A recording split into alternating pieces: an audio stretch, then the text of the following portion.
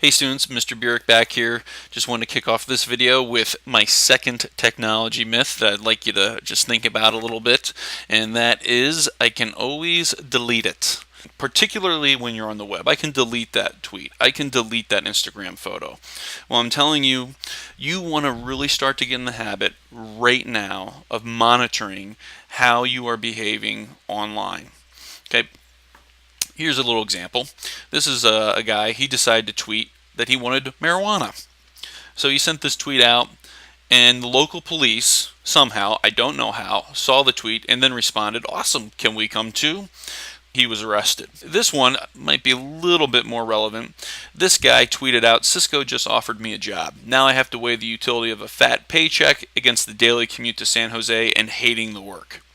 Cisco saw this tweet after they had offered this guy the job. They tweeted back that they were pretty good at this computer stuff too and took the job offer away.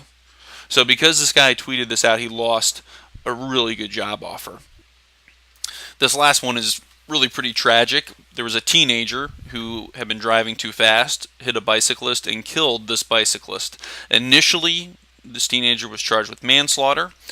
But then the prosecuting lawyer went back and looked at the Twitter feed that this teenager had and saw a history of him bragging about how fast that he would drive. There was one tweet talked about he was driving 140 miles an hour. Prosecuting lawyer goes back, upgrades the charge from manslaughter to murder. So obviously that's a huge life-changing tweet that that teenager made. And keep in mind, I'm sure all these tweets are deleted.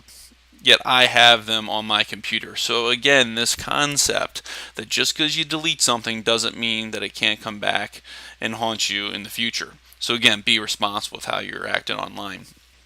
When you go to interview for a job, I guarantee you that whoever's interviewing you will probably be trying to find you on Facebook, find you on Twitter to see how you're acting. So obviously you always want to be asking yourself the question, how am I acting online? And of course, there's a form of behavior that we won't tolerate at all, we in Academy, and that is bullying.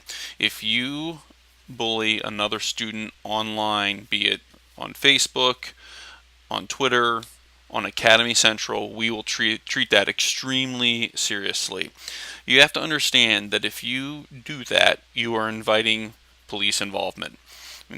From these articles, you can see that online bullying can have tragic consequences, and we're talking situations in which students are being charged with felonies. So again, please be careful, please be conscientious of what you are saying and how you're interacting online. I'd like to end this video with a little excerpt from a TED Talk done by Sherry Turkle. She's a psychologist, and she's going to talk just a little bit here about how technology can really affect how we perceive ourselves and our community. So obviously we want you to act nice towards people online and that sort of thing, but we also want you to think about your technology use in terms of who you are as a person, and how does your faith impact or not impact how you use technology? How does technology define you? I think this is a really, really deep question that I'd love for students to start asking themselves as they go throughout this school year. We'll talk a little bit more about this in chapel, but obviously, just like Sherry Turkle here, I love technology, but I also see how it can be something that is more divisive, or something that really can replace our identity, whereas our identity is more in Facebook than it is in Christ himself. So just watch this short little excerpt, and then we'll be wrapping this up. I'm still excited by technology, but I believe, and I'm here to make the case, that we're letting it take us places that we don't want to go. Over the past 15 years, I've studied technologies of mobile communication, and I've interviewed hundreds and hundreds of people, young and old, about their plugged-in lives. And what I've found is that our little devices, those little devices in our pockets, are so psychologically powerful that they don't only change what we do, they change who we are. Why does this matter? It matters to me because I think we're setting ourselves up for trouble.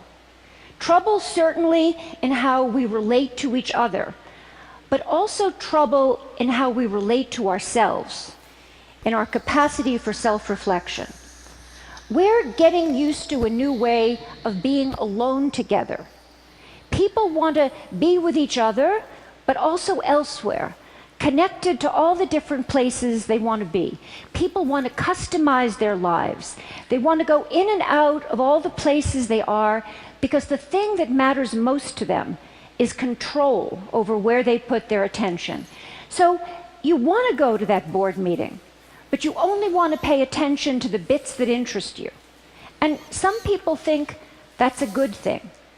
But you can end up hiding from each other, even as we're all constantly connected to each other. Across the generations, I see that people can't get enough of each other, if and only if they can have each other at a distance in amounts they can control. I call it the Goldilocks effect. Not too close, not too far, just right. But what might feel just right for that middle-aged executive can be a problem for an adolescent who needs to develop face-to-face relationships. An 18-year-old boy who uses texting for almost everything says to me wistfully, someday, but certainly not now, I'd like to learn how to have a conversation. When I ask people, what's wrong with having a conversation? People say, I'll tell you what's wrong with having a conversation. It takes place in real time, and you can't control what you're going to say. So that's the bottom line. Texting, email, posting, all of these things let us present the self as we want to be. We get to edit, and that means we get to delete. And that means we get to retouch the face, the voice, the flesh, the body. Not too little, not too much, just right. So I think Sherry Turkle says some pretty interesting things in here that I would take note of. And of course, this is someone who is pro-technology, supports technology, but I think has a really healthy perspective on the fact that technology can kind of shape us a bit in a way that is unhealthy. And the concept of alone together is something that we always want to self-assess. You know, our 600 Facebook friends, I mean, that's great, but does that mean we're really together with other people? In some ways, it can make us feel even more isolated because these aren't really authentic relationships.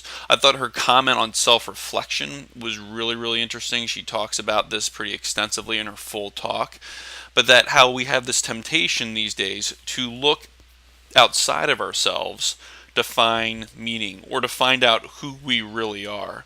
So we might be on Facebook and see somebody who's cool, and we might say, well, that's who I need to be, rather than looking inward and saying, you know, this is who God has created me to be. I'm made in His image, and these are the talents and skills and things that He's blessed me with. Of course, the whole comment about learning to have a conversation. Do we rely on text messaging for conversations and interactions and even confrontations versus a face-to-face conversation? I think that's an important thing to consider as well. And of course, the temptation to use technology to present the self as we want to be. Again, how often are we doing that? I think it's fascinating to think, you know, well, I can text or email or whatever because I can edit, delete, and retouch how I am portraying myself. So just some things to think about as we move on in the year. Like I said, we'll be doing a chapel on this kind of stuff in the future. And that's it. I'll see you next period.